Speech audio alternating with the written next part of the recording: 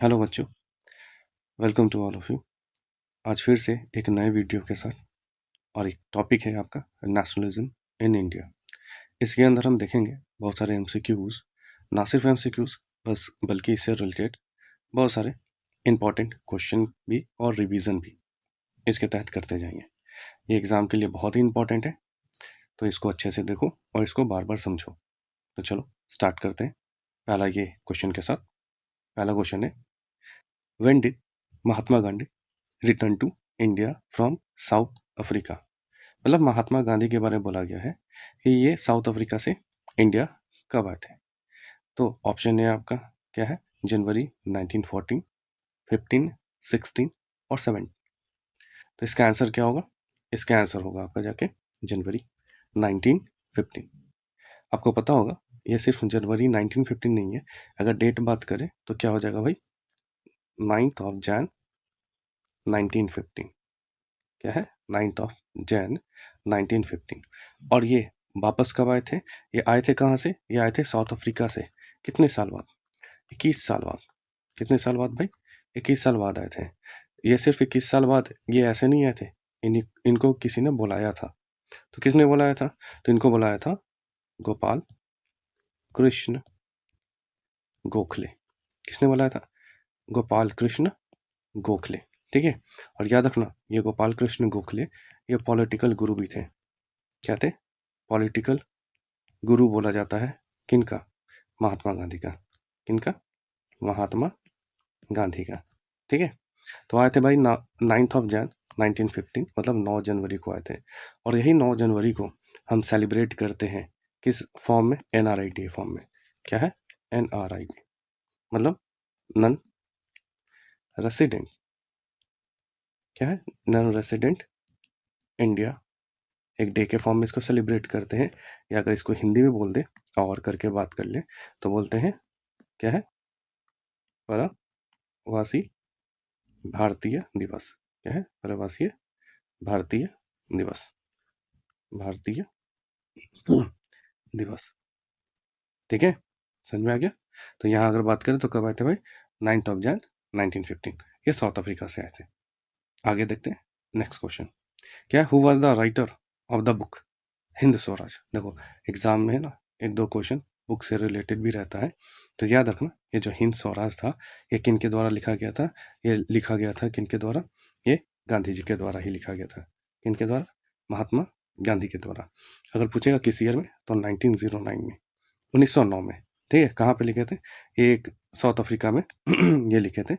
और इनका जो कॉमन लैंग्वेज था, इसके अंदर जो कॉमन लैंग्वेजेस के बारे में बात किया जा रहा है, तो कॉमन लैंग्वेज बात करें तो क्या था भाई? ये गुजराती से रिलेटेड था। क्या था? ये जो बुक लिखा गया था, जो कॉमन लैंग्वेज पूरा लिख देते हैं इसमें, जो अगर दिक्कत ना हो तो लिख देते हैं कॉमन लैंग्वेज, जो था तुम्हारा गुजराती था। ठीक है, तो हिंद स्वराज किसके द्वारा लिखा गया? महात्मा गांधी के द्वारा। किस ईयर में? 1909 में। ठीक है, आगे आते हैं थर्ड क्वेश्चन। थर्ड क्वेश्चन क्या बोल रहा है? Which of the following situation in India were the result of the first world war? क्या सिचुएशन उस समय था इंडिया का जो रिजल्ट मतलब फर्स्ट वर्ल्ड वॉर में यहाँ पे ये शो किया गया है? ठीक है, क्या है? ऑप्शन देख लेते हैं। This was widespread anger in village due to force requirement. क्या ऐसा था भाई जब फर्स्ट वर्ल्ड वॉर हो रहा था तो क्या ब्रिटिशर्स, क्या यहाँ पे जितने भी लोग थे, जो पीजेंट्स गांव में रहते थे या जो विलेज में जो लोग रहते थे, उनको ज़बरदस्ती इसमें ज्वाइन करवा रहे थे फोर्सेस में, तो इसके लिए एंगर था? तो हाँ ये तो था। बी देखते हैं। कस्टम ड्यूटीज वर इंक्रीज। हाँ, कस्टम ड्यूटीज को भी क्या कर दिया गया था? इंक्रीज कर गया था। इनकम टैक्सेस वो इंट्रोड्यूस, इनकम टैक्स भी ला गया था, क्योंकि बहुत सारे खर्च हो रहे थे तो कहीं ना कहीं तो एक्सपेंसेस कहीं से पूरा करेंगे। तो क्या कर रहे थे, किस बहाने से ये टैक्सेस को क्या कर रहे थे? इंक्रीज कर रहे थे, ड्यूटीज को बढ़ा रहे थे। ठीक है, तो लास्ट ऑप्शन आ रहा है क्या तुम्हारा? All of the above. तो ऑल ऑफ द अबव, इसका आंसर क्या होगा? All of the above. अगर फर्स्ट वर्ल्ड वॉर के बारे में बात करें तो अगर ये स्टार्ट कब हुआ था तुम्हारा फर्स्ट वर्ल्ड वॉर? तो 28 जुलाई 1914। ऐसे आपको पता है 4 साल चला था, तो सिंपल सा क्या था, 1914 से लेकर 1918 तक चला था। लेकिन जब स्टार्ट के बारे में बात करें तो ये स्टार्ट हुआ था एज ए एग्जैक्ट डेट से 28 जुलाई 1914 से, और ये अगर बात करें एंड हुआ था तो ठीक 11 नवंबर को हुआ था 1918 को। क्लियर है? चलो आगे देखते हैं। आगे है fourth, the non cooperation and the Khilafat movement started in. देखो, नन कोऑपरेशन एक अलग बात है, खिलाफत मूवमेंट एक अलग बात। जब खिलाफत मूवमेंट के बारे में बात करें तो ये क्या था, 1919 में आया था। क्यों हुआ था भाई? पता है, जब वर्ल्ड वॉर खत्म हुआ था, फर्स्ट वर्ल्ड वॉर खत्म हुआ था तो वहां पे जो ऑटोमन एम्पायर था, जिसको आज के डेट में तुर्की या तुर्की के नाम से हम सब जानते हैं, उनके जो हेड बोलते थे खलीफा, उनको रिमूव कर दिया गया था, इंसल्ट किया गया था। इसके विरोध में जो इंडियन मुस्लिम थे, जो क्या करते हैं, अंग्रेज के खिलाफ एक मूवमेंट चलाए थे। उस मूवमेंट का नाम था खिलाफत मूवमेंट। ये जो मूवमेंट हुआ था अर्ली 1919 में स्टार्ट किया गया था, और इसमें अली ब्रदर जो थे, क्या है, अली ब्रदर बोला जाता है। तो इसमें दो भाई थे, दो लोग थे, क्या थे तुम्हारे, अली ब्रदर्स। तो अली ब्रदर्स के बारे में बात करें तो क्या क्या नाम था भाई? तो एक का नाम था शौकत, क्या था, शौकत अली। और दूसरा नाम था क्या तुम्हारा, मोहम्मद अली। क्या था? मोहम्मद एडी, मोहम्मद अली। ठीक है। तो ये कब स्टार्ट हुआ था? Non cooperation movement and the Khilafat movement started in.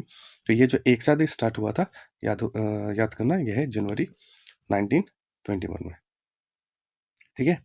Non cooperation movement पता ही है, जब रॉलेट एक्ट हुआ था, उसके बाद जलियांवाला बाग कांड हो गया था, मैस्करे हुआ था, तब इसके विरोध में नॉन कोऑपरेशन किया गया था। और साथ साथ यहाँ पे मुस्लिम भी क्या हो गए थे, गांधी जी ने इनको साथ आने को कहा, खिलाफत मूवमेंट इनके साथ हुआ, और ये एक बड़े पैमाने पे हमारे कंट्री के अंदर एक मूवमेंट चलाया गया। कब? जनवरी 1921 से ये स्टार्ट हो गया। ठीक है। आई होप सो यहाँ तक बहुत अच्छे से समझ में आ रहा होगा। और मैं सिर्फ यहाँ पे सिर्फ एमसीक्यूज नहीं करा रहा हूँ, यहाँ पे इसको अच्छे तरीके से एक्सप्लेन कर रहा हूँ, जिससे तुम्हारा चैप्टर बहुत ही इजी वे में कंप्लीट हो जाए। चलो देखते हैं नेक्स्ट क्वेश्चन। नेक्स्ट क्वेश्चन है, which of the following was the reason for calling off the non cooperation movement by the Gandhi ji. अभी देखो, जस्ट मैंने अभी देखा था पीछे वाले क्वेश्चन में कि नॉन कोऑपरेशन मूवमेंट स्टार्ट कब हुआ था, तो 1921 से। ठीक है। ऐसे अगर पता होगा 1920 में 2 सेशन हुआ था, एक स्पेशल सेशन हुआ था ना कलकत्ता में। लाल लाजपत राय इसके क्या थे, तुम्हारे आईएनसी के प्रेसिडेंट थे। फिर लास्ट में दिसंबर में क्या होता है, यहाँ से पूरे तरीके से ये पारित हो गया था। फिर 1921 से ये स्टार्ट हो गया, जनवरी 1921 से। तो बोला गया क्या कि ये जो नॉन कोऑपरेशन मूवमेंट था, ये क्यों कॉल ऑफ कर दिया गया, क्यों बंद कर दिया गया? तो कारण क्या था? गांधी जी ने बोला था जब ये नॉन कोऑपरेशन मूवमेंट होगा तो नॉन वायलेंस, अहिंसा के रास्ते को फॉलो करना है। लेकिन हुआ क्या था कि फरवरी 4 तारीख को, 4 फरवरी को 1922 को एक क्लैश हो गया। किसके बीच में क्लैश हो गया? तुम्हारे प्रोटेस्टर जो वहां पे जो चल रहे थे, और साथ साथ कौन हो गए थे, जो पुलिसमैन थे। किसके पुलिसमैन? वही अंग्रेज वाले होंगे। ठीक है। कुछ इसमें अपने ही भी लोग थे पुलिस में जो भर्ती थे, जिसको सिपाही के नाम से भी जानते हैं। तो ये कहाँ पे हुआ था भाई? एक जगह था, एक टाउन था, उस टाउन का नाम था चौरी चौरा। क्या था? चौरी चौरा। कहाँ पे? ये गोरखपुर में। ये भी आता है क्वेश्चन एमसीक्यू में, ये भी एक आ सकता है कि चौरी चौरा कहाँ पे तो कहाँ पे है भाई तुम्हारा? गोरखपुर में। ठीक है। कहाँ पे? गोरखपुर में ये हुआ था। ठीक है। जिसके कारण क्या हुआ था, जब पुलिसमैन ने जब प्रोटेस्टर को रोकने की कोशिश की, फायरिंग हो गया, तो यहाँ पे प्रोटेस्टर भी क्या हो गए, ये अपना आपक हो गए, और यहाँ पे पुलिस पे अटैक कर दिया, और पुलिस मतलब स्टेशन को ही ये जला दिया है लगभग, जिसके कारण जो 22 पुलिसमैन थे, कहते हैं 22 पुलिसमैन थे, ये क्या हो गए, मारे गए, किल्ड कर दिए गए, जला दिए गए। ठीक है। 22 पुलिसमैन को जला दिया गया। जब ये गांधी जी को पता चला तो क्या हो गया, इसको बंद कर दिया, कॉल ऑफ कर दिया गया। ठीक है। तो कब किया गया भाई? तो बंद कर दिया गया फरवरी 12, 1922 को। तो किस इंसिडेंट के कारण? तो देखो यहाँ पे ऑप्शन है तुम्हारा चौरी चौरा इंसिडेंट। तो यहाँ पे अच्छे से मैंने एक्सप्लेन भी कर दिया, सबको अच्छे से समझ भी आ गया होगा। चलो नेक्स्ट क्वेश्चन देखते हैं। Who form the Swaraj party with in the Congress. अब यहाँ पे स्वराज पार्टी के बारे में बात किया गया।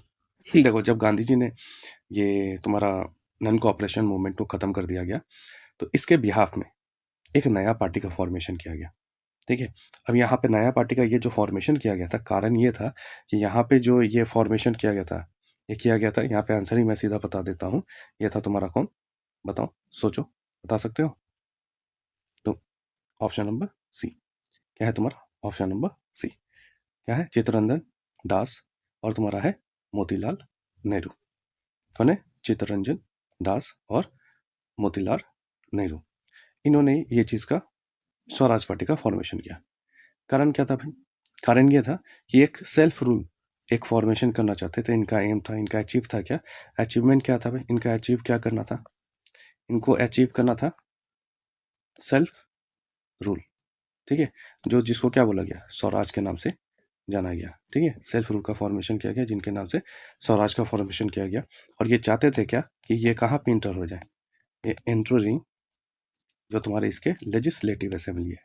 क्या है? लेजिस्लेटिव जो काउंसिल है, उसमें ये क्या हो जाए? शामिल हो जाए। पॉलिसी के में जो ब्रिटिश के पॉलिसी है उसमें ये भी शामिल हो जाए। ठीक है, तो याद रखना ये गया सेशन में हुआ था। कौन सा? गया सेशन में ये फॉर्मेशन किया गया था स्वराज पार्टी का। और गया सेशन कब हुआ था? 1922 में। ठीक है, 1922 में। ठीक है, तो ये किसके द्वारा? सी आर दास और मोतीलाल नेहरू के द्वारा। जो सी आर दास थे, ये तुम्हारे कौन थे? प्रेसिडेंट थे। सी आर दास कौन थे तुम्हारे? लिख देता हूँ यहाँ पे, सी आर दास। ये कौन थे तुम्हारे? प्रेसिडेंट थे इस पार्टी के। और तुम्हारे जो मोतीलाल नेहरू थे, ये कौन थे तुम्हारे? सेक्रेटरी थे। ठीक है, सेक्रेटरी। मोतीलाल नेहरू तुम्हारे कौन थे? ये तुम्हारे यहाँ पे सेक्रेटरी के तौर पे वर्क कर रहे थे। ठीक है, अच्छा एक चीज और ये याद रखना, हमेशा जब भी तुम्हारा जो सेशन स्टार्ट हुआ है आईएनसी का, वो हमेशा क्या होता है तुम्हारा? जब भी कांग्रेस का सेशन होता था, दिसंबर के लास्ट दिन में चलता था। लास्ट के 3 दिन, लास्ट 3 डेज जो तुम्हारा होता था यहाँ पे ये तुम्हारा मीटिंग होता था। तो कभी कभी क्या होता था, किसी ने इसका नाम भी दिया, भी बोला भी गया है। किसी ने क्या बोला है? 3 दिन का तमाशा। 3 दिन का तमाशा किसने कहा? एक इन्फॉर्मेशन अलग से ले लो मेरे से। क्या है 3 दिन का तमाशा? किसने कहा था? तो अश्विनी। क्या है? अश्विनी कुमार। अश्विनी कुमार दत्त। ये क्या बोला था? 3 दिन का तमाशा। ये क्या था? 3 दिन का तमाशा। ये 3 दिन का तमाशा इसलिए बोला जाता था क्योंकि लास्ट जो 3 डेज होता था, लास्ट 3 डेज किसका? दिसंबर का। उस समय क्या होता तुम्हारा? आईएनसी का सेशन होता था। आईएनसी का इसमें सेशन होता था, इसीलिए इसको 3 दिन का तमाशा बोला गया। क्लियर है? अगर थोड़ा सा और अगर बात कर ले आईएनसी से रिलेटेड, तो पता है फॉर्मेशन किसने किया? एओ ह्यूम ने फॉर्मेशन किया। और इनके जो पहले प्रेसिडेंट थे वो तुम्हारे कौन थे? वोमेश चंद बनर्जी। ठीक है, कौन थे? वोमेश चंद बनर्जी। चलो, यहाँ तक इसका बहुत ज़्यादा इन्फॉर्मेशन दे दिया मैंने। आगे देखते हैं नेक्स्ट क्वेश्चन। चलो, अवध किसान सभा, जिसको हम दूसरे नाम से भी जानते हैं, अवध किसान सभा के नाम से भी जानते हैं। तो बताओ, ये जो था अवध किसान सभा या अवध किसान सभा, ये किसके द्वारा बनाया गया? किसके द्वारा सेटअप किया गया? तो इसका आंसर हो जाएगा तुम्हारा ऑप्शन नंबर बी। क्या है? जवाहरलाल नेहरू और बाबा रामचंद्र। ठीक है, ये तुम्हारा अवध किसान सभा का ये फॉर्मेशन किया गया। अच्छा, ये फॉर्मेशन क्यों किया गया था भाई? ये एक तरह का बोल सकते हो कि एक पीजेंट मूवमेंट था। क्या था ये? एक पीजेंट मूवमेंट था। इस मूवमेंट के तहत क्या था कि जो भी तुम्हारे जो लैंडलॉर्ड्स या जिसको तालुकदार क्या बोलते थे, किसके अगेंस्ट में? लिख देता हूँ यहाँ पे, किसके अगेंस्ट में ये किया गया था? ये अगेंस्ट में किया गया था जो बोला जाता है तालुकदार, तालुकदार्स, या इसी को लैंडलॉर्ड बोला जाता था। इनके खिलाफ क्या होता था? यहाँ पे ये प्रोटेस्ट किया गया। क्यों प्रोटेस्ट किया गया था? क्योंकि यहाँ पे क्या होता था, इस पे हाई रेंट्स, हाई टैक्सेस ये सब लिए जाते थे। तो इसके लिए यहाँ पे इसको दबाने के लिए, ऑप्रेस करने के लिए यहाँ पे ये फॉर्मेशन किया गया था। ठीक है, और ये कब किया गया था? याद रखना 1920, कब? 1920 में। ठीक है, 1920 में ये अवध किसान सभा या अवध किसान सभा जिसको हम बोलते हैं वो लाया गया था। ठीक है, आते हैं क्वेश्चन नंबर 8। अब बोला है क्या? Under the presidency of Jawaharlal Nehru, the Lahore Congress session of 1929 formalise the demand of. देखो, जब यहाँ पे बात करते हैं तुम्हारा जवाहरलाल नेहरू, ये यहाँ पे क्या थे? आईएनसी के प्रेसिडेंट थे। किसके? आईएनसी के प्रेसिडेंट। कब? 1929 में। और कहाँ पे? लाहौर सेशन में। तो याद रखो, यहीं पे एक तुम्हारा टर्म स्टार्ट हुआ था, यहीं पे एक डिमांड हुआ था। क्या डिमांड हुआ था? पूर्ण स्वराज। किसके बारे में बात किया गया था? पूर्ण स्वराज के बारे में बात किया गया था। पूर्ण स्वराज का मतलब हो गया तुम्हारा कंप्लीट इंडिपेंडेंस। इंडिपेंडेंस, ठीक है। तो इसमें से बताना है कि भाई क्या डिमांड हुआ था। तो देखो, एबॉलिशन ऑफ सॉल्ट टैक्स, नहीं, ये तो नहीं था। सिविल डिसोबीडियंस मूवमेंट का पार्ट था ये। अच्छा, यहाँ पे थोड़ा स्पेलिंग मिस्टेक हो गया है, ठीक है। यहाँ पे लिख देना पूर्ण स्वराज। क्या है? पूर्ण स्वराज या कंप्लीट इंडिपेंडेंस। देखो, मैंने यहाँ पे हिंट ही दे दिया था पहले जब एक्सप्लेन किया तो सिंपल सा इसका आंसर क्या हो जाएगा तुम्हारा? यहाँ पे बी, ऑप्शन नंबर बी। क्या हो जाएगा? पूर्ण स्वराज या कंप्लीट इंडिपेंडेंस। अच्छा, इसके बारे में बात करें तो क्या हुआ था यहाँ पे? ये एक डेट रखा गया था, एक डेट क्या था भाई? 26 जनवरी 1930। यहाँ पे क्या बोला कि हम ये दिन एक अपना देश को एक इंडिपेंडेंस डे के फॉर्म में इसको सेलिब्रेट करेंगे, ठीक है। और यहाँ पे झंडा फहराया गया। और उस समय जो रिवर था, किस रिवर बेसिन के नज़दीक, किस रिवर के नज़दीक? तो बोलेंगे भाई रावी रिवर के नज़दीक। कौन सा? रावी रिवर के नज़दीक, रावी नदी के तट पे यहाँ पे झंडा फहराया गया था। और किसने झंडा फहराया था तुम्हारा? ये थे तुम्हारे कौन? जवाहरलाल नेहरू। और यहाँ पे कौन सा सेशन में तुम्हारा? तो ये है तुम्हारा कांग्रेस सेशन हुआ था तुम्हारा 1930 में, ठीक है। इसको रूल किया जाता था, या प्रेसिडेंसी जो थे वो जवाहरलाल नेहरू के द्वारा किया जाता था, ठीक है। पूर्ण स्वराज। आगे आते हैं, नेक्स्ट क्वेश्चन क्या है? The Simon commission was boycotted because, देखो, एक नारा सुने होंगे, साइमन गो बैक या गो बैक साइमन, ठीक है। ये जो नारा चला था साइमन गो बैक या गो बैक साइमन, तो ये जो नारा चला था बाइकआउट किया गया था साइमन कमीशन का। क्यों बाइकआउट किया गया था? तो ये बाइकआउट इसलिए किया गया था, यहाँ ये गवर्नमेंट जो था एक कमीशन बनाया था, उसको, इस साइमन कमीशन को एक और नाम से जानते हैं। क्या? लिख देता हूँ, इंडियन स्टैट्यूटरी कमीशन, ठीक है। इस कमीशन में क्या था? ये किसके द्वारा बनाया गया था? ब्रिटिश गवर्नमेंट के द्वारा ये बनाया गया था, ठीक है। किसके द्वारा बनाया गया? ब्रिटिश गवर्नमेंट के द्वारा बनाया गया था। कब बनाया गया था? 1927 में। ये किस लिए भाई था? कि जो इंडियन कॉन्स्टिट्यूशनल जो प्रोग्रेस हो रहा था या जो पर्पस था उसको अच्छे से रिफॉर्म करना था। ये कमीशन में क्या था भाई कि जो भी इंडियन कॉन्स्टिट्यूशन से जो भी लॉ का फॉर्मेशन था इसके तहत था। लेकिन देखो, ये बात कर रहा है इंडियन गवर्नमेंट, इंडियन कॉन्स्टिट्यूशन का, लेकिन इसमें कोई भी इंडियन के मेंबर इसमें शामिल नहीं थे। तो इसी कारण क्या हुआ, इस कमीशन का क्या हुआ था? बहुत ज़्यादा बाइकआउट किया गया था। और इसके जो भी जितने भी मेंबर थे, जो भी इसके अंदर मेंबर थे, तो जो टोटल मेंबर इसके अंदर थे वो कितने थे? 7 थे। कितने? 7 थे। और सारे क्या थे तुम्हारे? ब्रिटिशर्स थे। सारे क्या थे? ब्रिटिशर्स थे, कोई भी इंडियन नहीं था। इसी कारण क्या गया था, इसको बाइकआउट किया गया था। क्लियर है? कोई भी इंडियन नहीं था, इसी कारण इसका बाइकआउट किया गया था। तो इसका ऑप्शन देख लेते क्या होगा। तो क्या है भाई, क्वेश्चन फिर से देख लें। The Simon commission was boycotted because, तो there was no British member. देखो, अभी जस्ट मैंने बताया यहाँ सारे कौन थे तुम्हारे? ब्रिटिशर्स थे। तो ये ऑप्शन तो सही कट हो गया। It demanded separate electorate for the Hindu and the Muslim, नहीं, ये चीज़ नहीं था। फिर there was a no Indian member in the commission. देखो, आ रहा है, अभी जस्ट मैंने इसको बताया। देख लो, जैसे ही मैं इसको एक्सप्लेन कर रहा हूँ तो तुम बहुत अच्छे से इसको बना पा रहे हो। ऑप्शन को देख के आंसर मार दोगे। तो क्या होगा इसका answer? Option number C. Clear है? तो इसका ये प्रोटेस्ट किया गया। फिर जब ये इंडिया आया 1928 में, तो यहाँ पे ये स्लोगन एक फेमस हो गया, वो ये क्या तुम्हारा? Simon go back. ठीक है, आगे देखें। चलो आगे बढ़ते हैं। आगे है 10, क्वेश्चन नंबर 10। क्वेश्चन नंबर 10 क्या बोलता है? Which province did not boycott the council of election? कौन ऐसा प्रोविनेंस था जो बाइकआउट नहीं किया? किसका? काउंसिल इलेक्शन का। जो इलेक्शन हो रहा था काउंसिल का, इसको ये बाइकआउट नहीं किया था। तो कौन था तुम्हारा? मद्रास था, हैदराबाद था, अहमदाबाद था, या लखनऊ था? तो इसका आंसर क्या हो जाएगा? इसका आंसर हो जाएगा तुम्हारा मद्रास। मद्रास ने क्या किया था? यहाँ पे इसको बाइकआउट नहीं किया था। क्यों नहीं किया था? देखो, ये बात एक्चुअल में हो रहा था तुम्हारा जो नॉन कोऑपरेशन मूवमेंट 1920 से लेकर 1922 के बारे में बात हो रहा था, ठीक है। तो यहाँ पे क्या था कि ये जो तुम्हारा जो पार्टी था इसके अंदर, मद्रास के अंदर एक पार्टी था, जिस पार्टी का नाम था तुम्हारा क्या? Justice party.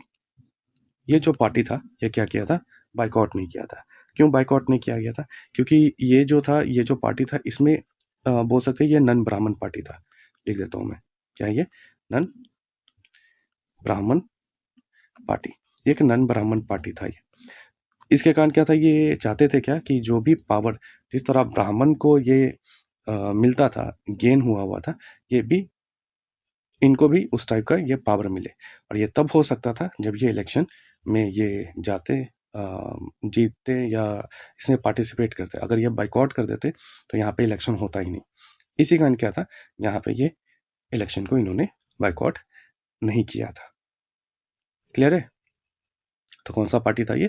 तुम्हारा जस्टिस पार्टी था। और क्यों किया जा रहा था, क्यों ये करना चाहते थे? क्योंकि इनको क्या चले, ये जिस तरह गेन ब्राह्मण को मिला था पावर, उनको भी ये पावर चाहिए था। ठीक है, चलो क्वेश्चन नंबर 11 में आते हैं। 11 क्या बोल रहा, विच party did not boycott the council of election held in the year 1921। देखो अभी जस्ट मैंने बात किया था वही काउंसिल इलेक्शन के बारे में बात करें। काउंसिल इलेक्शन बात करें तो अभी जस्ट मैंने बताया था कहाँ पे हुआ था, मद्रास में हुआ था। और जब मद्रास में हुआ था तो यहाँ पे बात किया पार्टी से रिलेटेड। तो पार्टी से रिलेटेड कौन था? आराम से इजी वे में मार दोगे, कौन सा? जस्टिस पार्टी के बारे में। ठीक है, चलो आगे देखते हैं क्या बोला। In which year the indigo satyagraha was organise.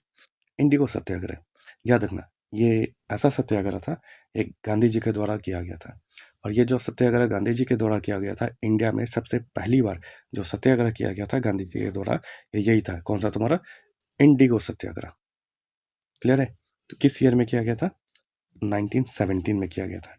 अच्छा, इससे पहले कुछ इसके बारे में थोड़ा जान लेते हैं। क्या था इंडिगो सत्याग्रह?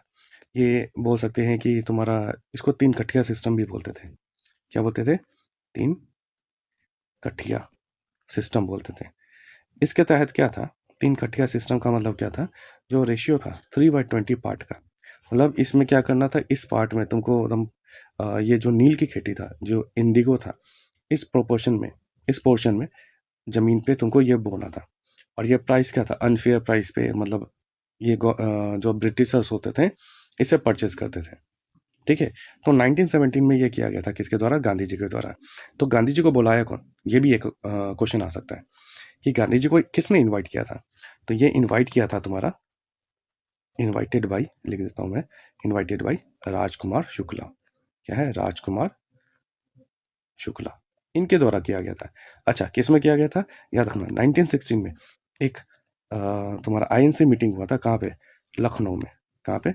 लखनऊ में। अच्छा, इसकी को लखनऊ पैक्ट के नाम से भी जानते हैं। याद आ रहा होगा लखनऊ पैक्ट क्या था। इसके तहत क्या था तुम्हारा जो हिंदू और मुस्लिम थे वो यहाँ पे एक समान हुए थे। जो नरम दल और गरम दल भी थे वहाँ पे एक समान हुए थे। ठीक है, तो यहाँ पे ये लखनऊ पैक्ट के बारे में ये बात किया गया था। क्लियर है? तो याद रखना ये किसके द्वारा इनवाइट किया गया था? राजकुमार शुक्ल के द्वारा किया गया था। कब किया गया था? 1916 में किया गया था। तो ये गांधी जी आए थे कहाँ पे? तुम्हारे चंपारण। इसी को बोलते हैं चंपारण सत्याग्रह। ठीक है, इसी को बोलते हैं क्या? तुम्हारा चंपारण, चंपारण सत्याग्रह, सत्याग्रह। ठीक है, चंपारण सत्याग्रह 1917 में। कब आए थे? अप्रैल में आए थे। ठीक है, कब आए थे? अप्रैल। ठीक है, यहाँ तक कोई दिक्कत? अच्छा, एक चीज और इसमें मेंशन कर लेना, एक साल बाद जैसे यहाँ पे ये सक्सेस हो गया था तो 1918 में एक एक्ट बना था इससे तहत। तो क्या एक्ट था? इसी को बोलते हैं क्या? The Champaran, the Champaran, Champaran aggregation act. इस एक्ट के तहत ये पास हुआ। इस एक्ट के तहत क्या था, जो तुम्हारा तीन कठिया सिस्टम था उसको बैन किया गया, उसको खत्म किया गया। और बहुत सारे फार्मर्स को बहुत सारे चीज़ों से रिलीफ दिया गया। ठीक है, टैक्सेस कम हुआ होगा या जो सिस्टम पे वो खेती बाड़ी कर रहे थे, जो अनफेयर प्राइस दिया जा रहा था, उस प्राइस में भी देखा गया, थोड़ा प्राइस बढ़ाया गया। ठीक है, चलो आगे आते हैं। 13 नंबर बोल रहा है, which of the following viceroy announce offer of the dominion status for India in the October 1929। देखो अक्टूबर 1929 के बारे में बात करो। अभी जस्ट देखे थे यहाँ पे क्या था अक्टूबर 1929 में, जब आईएनसी हुआ था। जो इसके प्रेसिडेंट थे कौन थे तुम्हारे? जवाहरलाल नेहरू। जवाहरलाल नेहरू। और इसी के तहत क्या था तुम्हारा? पूर्ण स्वराज के बारे में बात की गई थी। डिमांड क्या किया गया था? पूर्ण स्वराज मतलब कंप्लीट इंडिपेंडेंस, और अगले साल 26 जनवरी 1930 को हम एज अ इंडिपेंडेंस डे के तौर पे उसको सेलिब्रेट करना चाहें। ठीक है, लेकिन हमारा देश आजाद हुआ कब? तुम्हारा 15 अगस्त 1947 में। ठीक है, तो याद रखना इस समय जो तुम्हारे वाइसरॉय थे, इस समय वाइसरॉय कौन थे तुम्हारे? याद करो, लॉर्ड इरविन। कौन थे? Lord Irwin. कौन थे तुम्हारे? लॉर्ड इरविन थे इस जगह पे। तो इसका आंसर क्या हो जाएगा? अच्छा देखो, मैंने यहाँ पे आंसर ही बता दिया। तो क्या हो जाएगा तुम्हारा इसका? लॉर्ड इरविन हो जाएगा। तो कौन थे वाइसरॉय इस समय भाई? तो वाइसरॉय थे तुम्हारे लॉर्ड इरविन। अब बोलेंगे सर ये डोमिनियन स्टेटस का मतलब क्या होता है? याद रखा, डोमिनियन मतलब स्टेटस का मतलब क्या हो गया? एक तरह का बोल सकते हैं कंप्लीट इंडिपेंडेंस नहीं, सेमी इंडिपेंडेंट। मतलब क्या है कि आप तो आज़ाद हो, गवर्न बोल सकते हैं गवर्न करो, लेकिन किसके अंडर में? ब्रिटिश क्राउन के अंदर में। ठीक है, तो ये कैसा आज़ादी भाई? तो इसका इसके बारे में इंडिया में इसका क्या हुआ? इसका विरोध किया गया, प्रोटेस्ट किया गया। ठीक है, हमको क्या चाहिए था? Complete independence. तो इसी के बताया था पूर्ण स्वराज, कंप्लीट इंडिपेंडेंस। क्लियर है? चलो आगे देखते हैं। Who founded the depress class association in 1930? कौन थे डिप्रेस क्लास एसोसिएशन? डिप्रेस मतलब इसी को बोला गया दलित। जो दलित समाज थे लोग, उसके लिए यहाँ पे ये एसोसिएशन का फॉर्मेशन किया गया। और ये किसके द्वारा किया गया था? तो ये एक ही थे भाई, तुम्हारे जो बिलोंग करते थे तुम्हारे भीमराव अंबेडकर। ठीक है, फादर ऑफ इंडियन कॉन्स्टिट्यूशन बोला जाता है। तो ये कौन थे तुम्हारे? भीमराव अंबेडकर थे। ठीक है, जो भी यहाँ पे जो एक राइट के बारे में, जो भी पहले जो डिस्क्रिमिनेशन होता था, जो भेदभाव होता था, जो भी डिप्रेस क्लासेस के साथ या शेड्यूल कास्ट के साथ, ठीक है, उसके लिए इन्होंने यहाँ पे ये फाइट किया और यहाँ पे एक एसोसिएशन बनाया। उसी एसोसिएशन का नाम रखा गया डिप्रेस क्लास एसोसिएशन। चलो 15 नंबर देखते हैं, वह क्या? Where did the Mahatma Gandhi started his famous salt march on 12th March 1930? कब, कहाँ से इन्होंने ये जो फेमस सॉल्ट मार्च था, इसी सॉल्ट मार्च को हम एक और नाम से जानते हैं। क्या नाम से जानते हैं भाई? लेकिन पहले ध्यान रखना, यहाँ पे क्या मेंशन किया है? कहाँ से मैंने स्टार्ट किया है। तो कहाँ से स्टार्ट किया था? तो ये स्टार्ट हुआ था तुम्हारा साबरमती से लेकर, क्या? साबरमती से लेकर दांडी। और इसी को बोलते हैं दूसरा नाम सॉल्ट मार्च को, दांडी मार्च के नाम से। क्या है? दांडी मार्च। तो यहाँ पे तुमको दांडी दिख रहा होगा, तो लग रहा होगा सर दांडी आंसर होगा। नहीं, दांडी नहीं, क्या हो जाएगा तुम्हारा? साबरमती। ठीक है, तो कब स्टार्ट हुआ था? कभी कभी बच्चे सबको डेट याद करने में बहुत दिक्कत होता है, किसका? दांडी मार्च से रिलेटेड। तो दांडी मार्च याद रखना, कैसे याद करेंगे? तो देखो कुछ नहीं करना, 6 का पहारा, 6 का पहारा बोलो तो क्या होगा? 6 हो गया, यहाँ पे 6 लिख दिए। 6 का दुगुना क्या होता है? 12। और यहाँ ये जो 12 का दोगुना है ना, उसको कर दो, कितना होता है? 12 का दोगुना क्या होता है? तो मतलब 2 टाइम्स क्या होता है? करेंगे तो 24 होता है। देखा क्या किया? पहले 6 का 2 टाइम्स किया, मतलब 6 का दोगुना किए, फिर 12 का दोगुना किए। लिखने का तरीका देखना, 6 का दोगुना किए तो पहले लिखे, और फिर इसका 12 का दोगुना किए तो पीछे लिखे, 6 के आगे लिखे। ठीक है, तो यहाँ पे क्या हो, कैसे याद किया? तो देखो क्या हो गया, कब से कब स्टार्ट हुआ? तो स्टार्ट हुआ तुम्हारा 12th मार्च, और ख़त्म कब हुआ? 6 अप्रैल को। ठीक है, कितना दिन चला? तो 24 डेज चला। तो टोटल चले थे तुम्हारे पूरा इस जर्नी का 240 माइल्स। और इसी को अगर किलोमीटर में बात कर ले तो किलोमीटर में कितना? लगभग लगभग 390 किलोमीटर ये चले थे। ठीक है, तो कितना इजी वे में हम इसको याद कर लिए। क्या किए भाई? कब स्टार्ट हुआ? 12 मार्च को। एंड कब हुआ तुम्हारा? यहाँ लिख देता हूँ, स्टार्ट एंड। एंड कब हुआ? 6 अप्रैल। कितने दिन चले? 24 दिन चले। टोटल माइल कितना था? 240 माइल था। और टोटल किलोमीटर कितना था? 390 किलोमीटर था। ठीक है, क्लियर है? तो यहाँ पे इस चीज़ के फॉर्म में था। और ये किसके अंदर आया था? ये आया था तुम्हारा, इसी को बोलते थे, एक मूवमेंट उस समय चला था, उस मूवमेंट का नाम था तुम्हारा सिविल डिसओबीडियंस। क्या थे? Civil disobedience movement.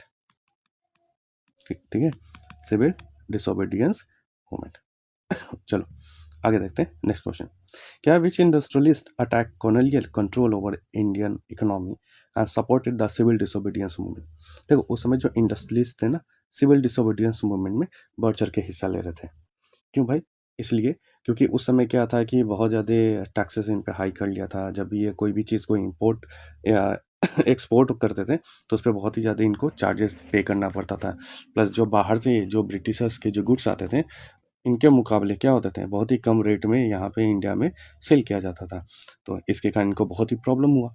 तो प्रॉब्लम हुआ तो यहाँ पे जो तुम्हारे इंडस्ट्रीज थे, खासकर जो उस समय के जो बहुत बड़े इंडस्ट्रीज थे, उन्होंने क्या किया, सिविल डिसोबीडियंस को, मूवमेंट को सपोर्ट किया और यहाँ पे फाइनेंशियली सपोर्ट किया, फाइनेंशियली असिस्टेंट किया। ठीक है, फाइनेंशियली तुम्हारे जो थे असिस्टेंस किए। ठीक है, क्यों भाई, जो अपोज कर रहे थे, जो भी परचेज या सेल हो रहा था तुम्हारा इम्पोर्ट गुड्स का, उसका। ठीक है, तो किन्होंने ये किसने किया था, तो ये होगा ऑप्शन नंबर बी, पुरुषोत्तम दास ठाकुरदास, और साथ में एक और थे इंडस्ट्रियलिस्ट, लिख लेना, जीटी बिरला। ठीक है, यही बिरला ग्रुप, तो जीटी बिरला, इन्होंने ये मिलके क्या हुआ था, इन्होंने अटैक किया था कनौलिया कंट्रोल पे। ठीक, चलो आगे आगे बात करते हैं नेक्स्ट क्वेश्चन। जब नेक्स्ट क्वेश्चन देखते हैं तो क्वेश्चन नंबर है तुम्हारा 17। क्या है भाई, विच of the following statement is true about the Rowlatt act. Rowlatt act के बारे में बात करें तो इसमें से कौन सा सही है। तो क्या था भाई, रॉलेट एक्ट की अगर बात करो तो यहाँ पे क्या हो रहा था कि बहुत ज़्यादा जो इंडियन पॉलिटिकल एक्टिविटीज़ था वो बहुत ज़्यादा बढ़ गया था। तो यहाँ पे ब्रिटिशर्स ने क्या किया, एक एक्ट पास कर दिया। क्यों भाई, जो तुम्हारा ये जो मूवमेंट चल रहा था, जो भी ये सत्याग्रह चल रहा था, इसको यहाँ पे क्या करना था, इसको दबाना था। ठीक है, तो इसके लिए क्या किया, इसके तहत ये था कि कोई भी लोग को, अगर कोई भी बिना कोई सबूत के या बिना कोई भी चीज़ के यहाँ पे शक के आधार पे उनको अरेस्ट कर लिया जाएगा। ठीक है, और 2 साल की सज़ा भी इनको मिल सकती है। तो ये रॉलेट एक्ट में क्या था भाई, तो देख लो भाई इस स्टेटमेंट में क्या है, क्या सपोर्ट हो रहा है, क्या देख रहे हैं इस ऑप्शन के तहत, देखते हैं पहले। It did not give the government power to repress the political activity. क्या ऐसा था, it did not give the government power, भाई गवर्नमेंट को तो पूरा फुल पावर मिला था यहाँ पे रिप्रेस करने का जो भी पॉलिटिकल एक्टिविटीज था। इसी कारण क्या होगा, ये तो गलत हो गया तुम्हारा। बी देखते हैं, it did not allow the detention of political prisoner without trial for 2 years। क्या ऐसा हुआ था, नहीं ऐसा नहीं था, यहाँ पे डिटेन किया जा रहा था। ठीक है, तो ये भी ऑप्शन नंबर बी क्या हो गया तुम्हारा, गलत हो गया। It allow the detention of political prisoner without trial for 2 years। हाँ, ये सही लग रहा है, तो क्या होगा, इसका ऑप्शन नंबर सी हो जाएगा। क्या हो जाएगा, ऑप्शन नंबर सी हो जाएगा। तो देखो कभी कभी बच्चों को कंफ्यूजन हो जाता है कि सर रॉलेट एक्ट किस ईयर में आया था। तो याद रखना ये किस ईयर में आया था, 1919 में आया था। कब आया था, 1919 में आया था। तो देखो यहाँ पे लास्ट जो ऑप्शन दिख रहे हैं, रॉलेट एक्ट 1920, इसी कारण ये भी ऑप्शन गलत हो जाएगा। तो ऑप्शन नंबर क्या हो जाएगा तुम्हारा, ये 17 का क्या हो जाएगा तुम्हारा, सी हो जाएगा। और सी क्या बोलता है, it allow the detention of political prisoner without trial for the 2 years। ठीक है, आते हैं नेक्स्ट क्वेश्चन में जल्दी सा देख ले। क्या है, the infamous Jallianwala Bagh massacre took place when there was an annual fair. चल रहा था ना, कौन सा फेयर चल रहा था, एक मेला चल रहा था। और यहाँ पे ये बोल सकते हैं उस समय का बहुत ही बड़ा एक मैस्करे यहाँ पे किया गया था। कहाँ पे, पंजाब, अमृतसर में। ठीक है, तो बताना है इस ऑप्शन के इस क्वेश्चन के तहत कि कौन सा फेयर चल रहा था। तो फेयर था भाई, मेला था, उस समय मेला था बैसाखी का मेला। किसका मेला था, बैसाखी का मेला था। तो जलियांवाला बाग मैस्करे जो हुआ था, कब हुआ था, तो क्वेश्चन ये भी आता है, याद रखना, लिख लेंगे 13 अप्रैल 1919। कब, 13 अप्रैल 1919। यहाँ पे क्या हुआ था, पीपल आए थे यहाँ पे, गैदर किए थे, कुछ सेलिब्रेट भी कर रहे थे बच्चे, वोमेन, यहाँ पे सेलिब्रेट भी हो रहा था और यहाँ पे मीटिंग भी किया जा रहा था। ठीक है, उस तहत ये रॉलेट एक्ट भी हो गया था। तो यहाँ पे क्या था कि जो जनरल डायर था, उनको ये जब बात पता चला तो उसने क्या किया, जो ये पार्क था, इस पार्क में जलियांवाला बाग, यहाँ पे क्या किया, यहाँ पे अपने गनमैन को, इन पे अनआर्म्ड पीपल पे बिना कोई वार्निंग दिए हुए ओपन फायर का इन्होंने परमिशन दे दिया, जिसके कारण क्या हो गए, हजारों की संख्या में लोग मारे गए। ठीक है, तो उस समय ये चीज था। चलो नेक्स्ट क्वेश्चन देखते हैं। Which of the following statement about the effect of the non cooperation movement are true. तो बता रहा है कि इसमें कौन सा ऐसा स्टेटमेंट है जहाँ पे नॉन कॉपरेशन मूवमेंट सही है। तो क्या सही है भाई, इसके अंदर ये बताना है। तो ये है नॉन कॉपरेशन मूवमेंट। देखो पहले भी बता रखा मैं, ये नॉन कॉपरेशन मूवमेंट क्यों हुआ था। नॉन कॉपरेशन मूवमेंट इसलिए हुआ था क्योंकि एक तो जलियांवाला बाग मैसकर हो गया बहुत बड़ा, ठीक है, फिर रॉलेट एक्ट ये सब आ गया था। इसके विरोध में यहाँ पे हमने क्या किया था, नॉन कॉपरेशन मूवमेंट लाया था। क्योंकि ये जो जलियांवाला बाग कांड हुआ था, सारे लोग पूरे इंडिया कहीं ना कहीं एक गुस्से में थे, तो यहाँ पे मुंह तोड़ जवाब देना था, बाइकआउट करना था। तो गांधी जी ने एक ये जो सत्याग्रह था यहाँ पे इसको इंट्रोड्यूस किया as a non cooperation movement का, ठीक है। तो देखते हैं इसमें क्या हो जाएगा भाई। Option, the import of foreign cloth half between 1921 and 1922। तो हाँ भाई, ये क्या हो गया था, क्योंकि फॉरेन क्लॉथ तो का कम हो गया था, इंपोर्ट कम हो गया था। क्यों? क्योंकि हम ज़्यादा फोकस कहाँ पे करने लगे थे, हम फोकस करने लगे थे खुद के देशों से जो बना हुआ था, हैंडमेड था, ठीक है। क्यों? यहाँ पे जो ब्रिटिशर्स था, इनके जो भी सारे गुड्स थे, उसको हमने क्या किया था, बाइकआउट किया था। आते B number, in many places merchants and the traders refuse to trade in the foreign goods or finance foreign trade। हाँ बिल्कुल सही बात है, ठीक है। जितने भी फॉरेन चीज़ थे, फॉरेन ट्रेड, फॉरेन क्लॉथ्स, जो भी स्टडीज़ ये सभी जो कर रहे थे, जो अंग्रेजों के द्वारा चलाया जा रहा था कॉलेजेस, जो भी एडवोकेट्स ये सब प्रैक्टिस कर रहे थे, ये सारे ने क्या किया, सारे ने एक मास बाइकआउट किया, ठीक है। सी नंबर देखते हैं, production of the Indian textile mills and the handlooms went up.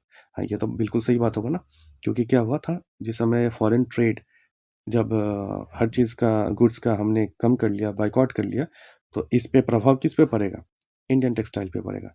तो ये क्या हो गया, ये इंक्रीज कर गया। तो इसका मतलब क्या है, ये सारा स्टेटमेंट हमारा क्या है, सही है। तो इसका क्या होगा, all of the above. Clear है। तो ये कहीं ना कहीं था, ये तुम्हारा नॉन कॉपरेशन मूवमेंट का पॉइंट ही था। तो ये सारा पॉइंट हमारा सही है, इसी का इसका आंसर हो जाएगा ऑल ऑफ दी एबव। आते हैं नेक्स्ट क्वेश्चन में। नेक्स्ट क्वेश्चन क्या बोलता है, the tribal people revolted against the British due to which of the following reason. जो आदिवासी लोग थे, इन्होंने ये जो रिवोल्ट किया ब्रिटिशर्स के खिलाफ, क्यों किया, क्या रीज़न था। तो याद करो, ट्राइबल पीपल के बारे में बात कर ले, तो जब कॉलोनियल पीरियड का फॉर्मेशन हुआ था, तो यहाँ पे कुछ एक्ट का फॉर्मेशन हुआ था। कौन सा एक्ट आया था, एक फॉरेस्ट एक्ट आया था, जिसको हम सब बोलते हैं इंडियन फॉरेस्ट, क्या था, इंडियन फॉरेस्ट एक्ट। और ये कब इंट्रोड्यूस हुआ था, ये इंट्रोड्यूस हुआ था, एक हुआ था 1865 में और एक हुआ था तुम्हारा 1878 में। इसके अंदर क्या था, इसके अंदर ये था कि जो भी ट्राइबल पीपल थे, उनको एक्सेस नहीं था फॉरेस्ट के अंदर जाना। जो वाइटल सब्सटेंस, जो भी चीज़ें थे, क्योंकि ये सब जंगलों में ही बेचारे ये सर्वाइव करते थे, तो इनको यहाँ ही जाना ये रिस्ट्रिक्ट कर दिया। इनका सारा लाइफ इन्हीं से ये बिलोंग होता था, एक तरह से बोल सके हो, जंगल इनका घर था, इनका घर को इनको क्या कर लिया, छीन लिया गया। तो ये रिस्ट्रिक्शन इसके अंदर इंक्लूड था। तो यही चीज़ बताना है कि जो क्या रीज़न था जो ट्राइबल पीपल रिवॉल्ट किया ब्रिटिशर्स के खिलाफ।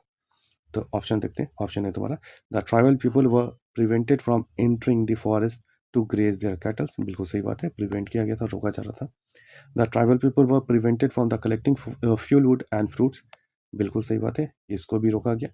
The traditional rights of tribal people were denied, है ना, बोल रहे थे भाई इनका जो ट्रेडिशनल राइट था, इनको डिनाइड किया गया। बिल्कुल सही बात है। तो ऑप्शन क्या होगा, ऑप्शन नंबर डी, ठीक है। अगर बात करें 1865 में, याद रखो उस समय क्या होता, वाइसराय आ गया था।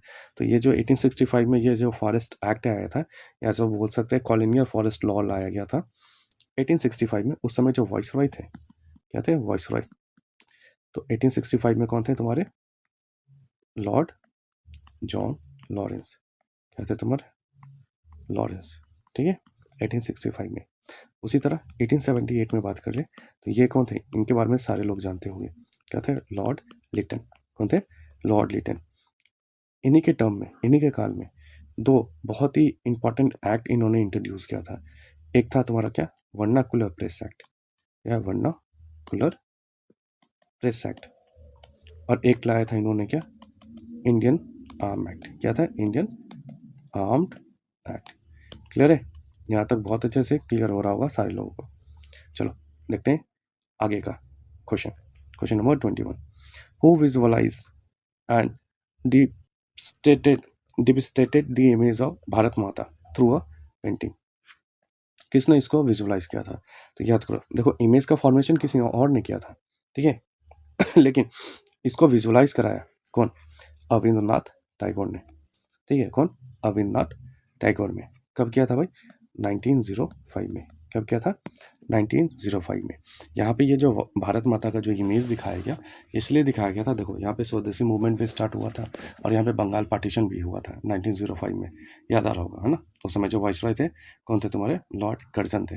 कौन थे? Lord Curzon. तो 1905 में बंगाल को 2 पार्टों में अलग कर दिया गया था। तो इसी के लिए यहाँ पे क्या था कि भारत माता भी इंट्रोड्यूस किया गया था। ये क्या था? एक वोमेन, जो हम एक माता मदर को एक शो किया गया था कि नेशनलिस्ट के फॉर्म में, नेशन के फॉर्म में, जहाँ पे सारे लोग एक अपने मदर को प्रोटेक्ट करने के लिए हम यहाँ पे क्या करेंगे, बोल सकते हैं कि जो एक देश भक्ति, एक देश भावना था, एक जागरूक होगा।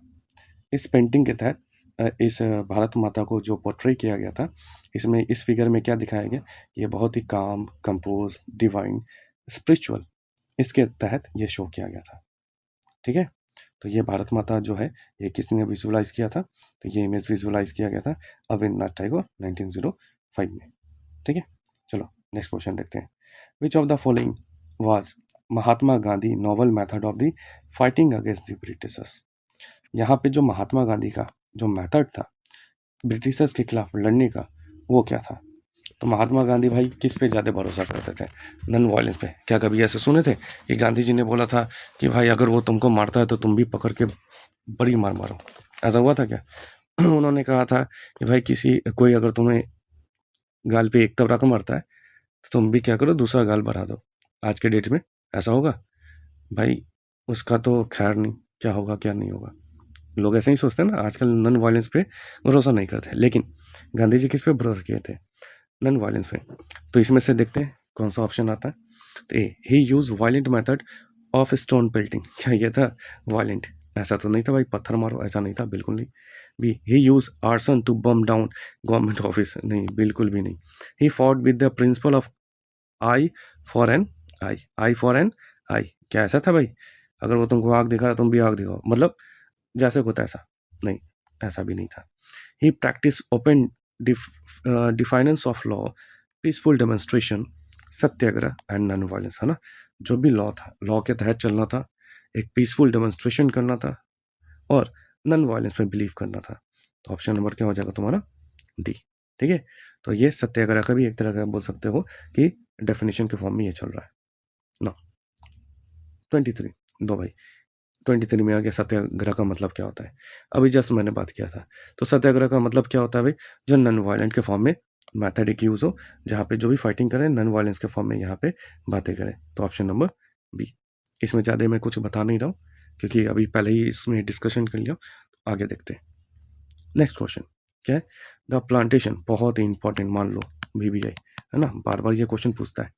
The plantation workers were not permitted to leave the tea garden without permission as per. किस एक्ट के तहत ये किया गया था? मतलब प्लांटेशन वर्कर्स का मतलब क्या हो गया? जहाँ पे जो वर्कर्स ये सब होते थे, काम करते थे, कहाँ पे भाई?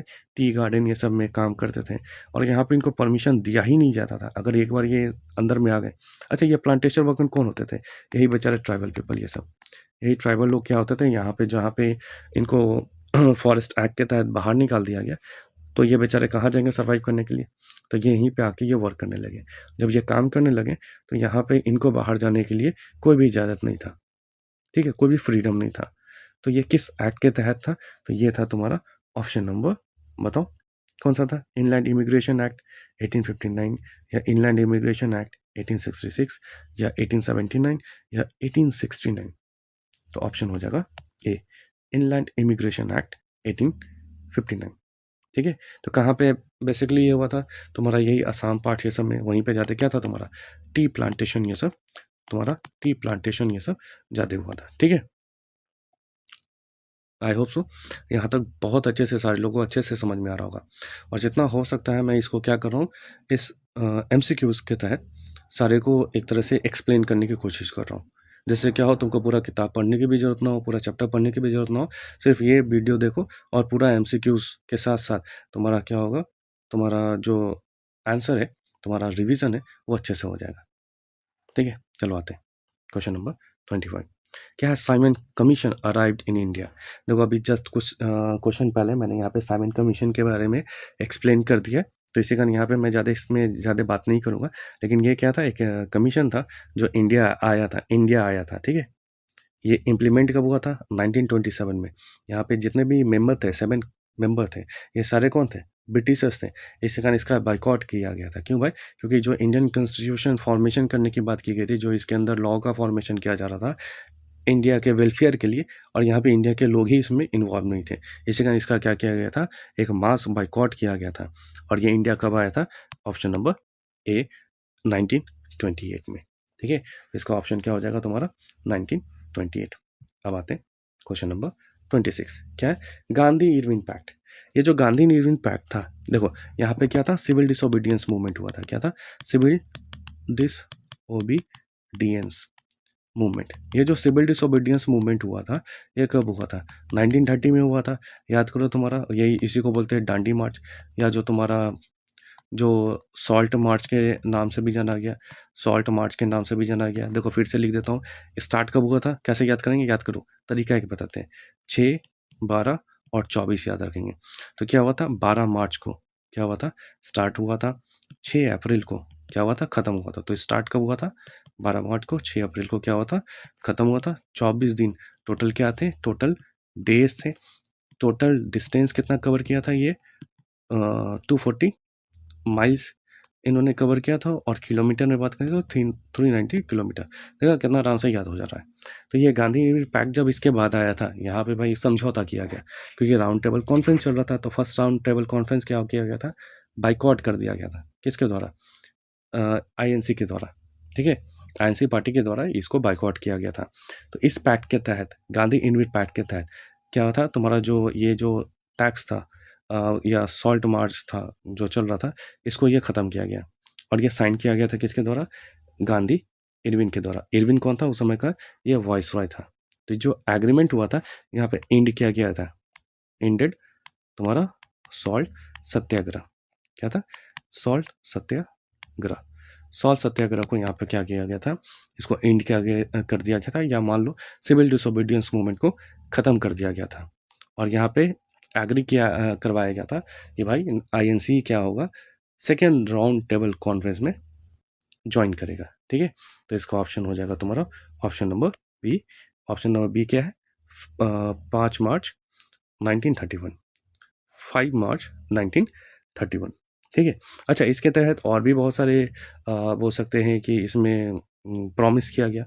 क्या प्रॉमिस किया गया था? तो यहाँ पे एक प्रॉमिस था भाई, यहाँ पे जो प्रिजनर्स थे, ये प्रिजनर्स को रिलीज कर दिया जाएगा। इसको रिलीज किया जाएगा भाई, प्रिजनर्स को। अच्छा, कैसे प्रिजनर्स को? जो नॉन वायलेंस के तहत जो प्रोटेस्ट कर रहे थे, वैसे तरह जो वायलेंस के थ्रू थे, उसमें इनका कोई भी छूट नहीं मिलेगा, उनको अरेस्ट किया जाएगा। ठीक है, और साथ साथ क्या था कि जो भी सॉल्ट मैन्युफैक्चर था, वो खुद से यहाँ पे ये सॉल्ट मैन्युफैक्चर ये सब कर सकते थे। ठीक है, चलो नेक्स्ट देखते हैं। नेक्स्ट देखते हैं, what do you mean by the term begar? बेगर का मतलब क्या है? बेगर का मतलब सिंपल सा ये काम याद रखना कि भाई बेचारा ये काम कर रहा है लेबर के तौर पे, लेकिन इसको पैसा नहीं मिल रहा है। ठीक है, कोई भी पैसा नहीं दिया जा रहा, तो बेगर के फॉर्म में हो गया ना। तो सिंपल सा इसका आंसर क्या हो जाएगा तुम्हारा? अगर बात करें तो क्या है? Option number A, an act to prevent plantation workers to leave the tea garden without permission. नहीं, ये नहीं था।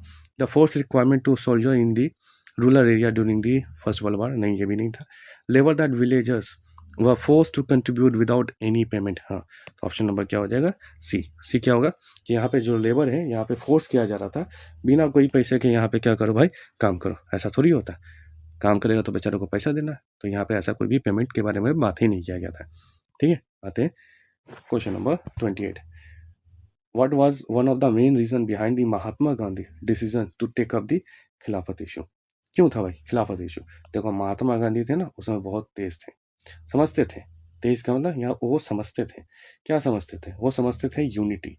अगर यहाँ पे हिंदू मुस्लिम अगर अलग अलग रहेगा, यूनिटी नहीं होगा, तो डिवाइड एंड रूल पॉलिसी जो ब्रिटिशर्स उस समय जो प्ले कर रहा था, कभी भी हमको आज़ादी नहीं मिलेगा। तो इसी कारण इन्होंने क्या किया, इस चीज़ को बेनिफिट उठाया।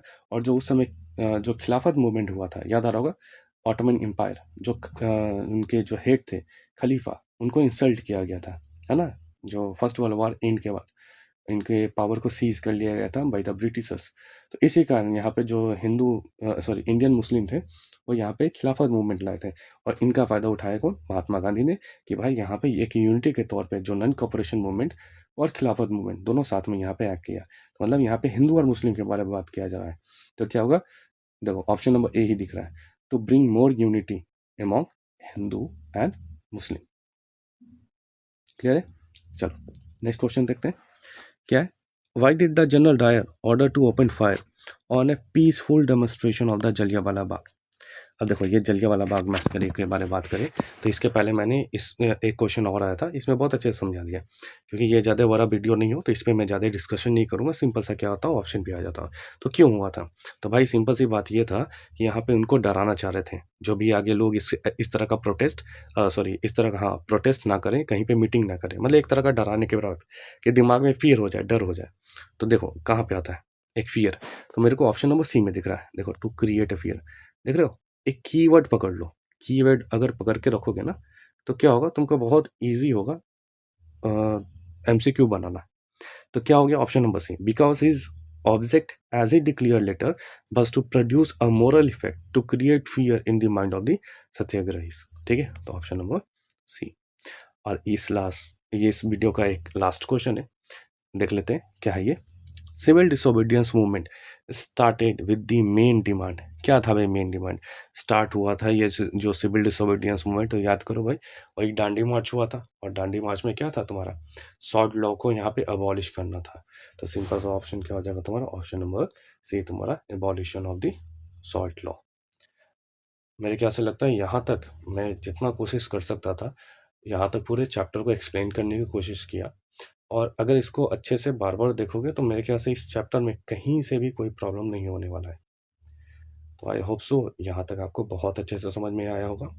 और क्या करना है आपको आगे, आपको बहुत अच्छे से पता है। इसको लाइक करो, सब्सक्राइब करो, जो भी नए नए यूजर्स आते हैं उनके बीच में इसको शेयर करो, अपने दोस्तों के बीच में शेयर करो। इस तरह मैं और अच्छे अच्छे आपके बीच में वीडियो लेके आऊँगा। ठीक है, चलो एग्ज़ाम की अच्छे से तैयारी करो, मिलते हैं नेक्स्ट वीडियो में। Take care, bye bye.